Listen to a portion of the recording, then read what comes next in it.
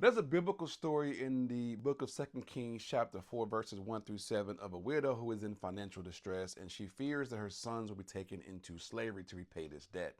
Now, the prophet Elisha asks what she has, and she responds, only a jar of oil. He tells her to borrow as many empty vessels as possible, go inside, and start pouring. And as long as there were vessels, the oil kept flowing. Once there were no more vessels, the oil stopped. She then sells the oil, she repays the debt, and she lives on the rest. Now, there are some practical business lessons I believe we can tie into real estate from this particular story, starting with start with what you have. This is all about the inventory mindset. What do you have in your house? I think so often we wait for the perfect tools. We wait for a larger team. We wait for a massive budget. But the key is use what's in your house. This is your network, your knowledge, your phone, your listings, your time. That first jar of oil might be that one listing, that one buyer, that one referral, that one niche market that you've been overlooking. The lesson for us is your breakthrough is already in your possession. You just haven't activated it yet. So begin to activate. The second thing we can look at the story and see is he says, borrow vessels, not a vision. This is all about leverage and capacity. He says, go outside and borrow empty vessels, not just a few, but borrow as many empty vessels as you can. This is all about capacity. Borrowed vessels is like borrowing someone else's systems, using systems, structures, using CRMs, a VA, AI tools, partners to increase how much business that you can hold, because the more listings, buyer leads, etc. that you have, the more opportunity or oil God can pour into your business. The lesson is you won't receive more until you make room for more.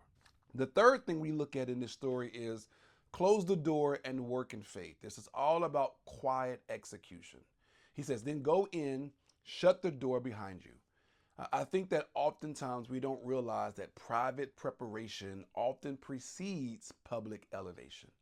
It's the behind the scenes, whether you're role playing your scripts, improving your listing presentation, or refining your listing system. This is the unseen oil pouring work that leads to success.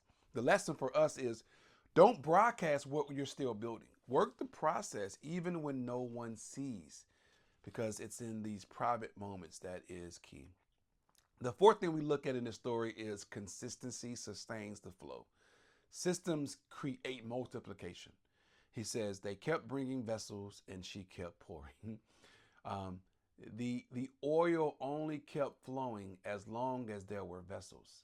Similarly, your lead flow will only match the system that you built to receive them.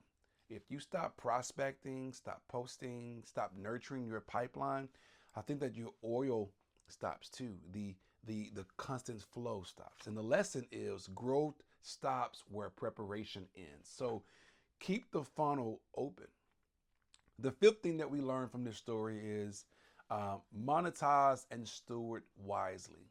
He says, sell the oil, pay your debts, and you and your sons live on the rest.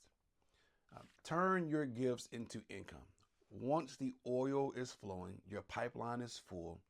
Don't squander the blessing. Steward the income wisely. This is all about paying your dues, your taxes, your team, your debt, etc. Invest in your business. Invest in your marketing, your tools, and live below your means. Because the lesson here is profit from your process and steward what's been provided. Now, here's the final word of encouragement for our real estate professionals who are listening and watching this. This passage is a reminder that faith and work are not enemies. They are partners. Faith without works is dead. If you're in a dry season, take inventory. If you're in a growing season, build capacity. And if you're in a doubting season, I think it's important for you to pour anyway, because the oil didn't start flowing until she first started pouring. I'm Robert L. Wagner. Talk to you soon.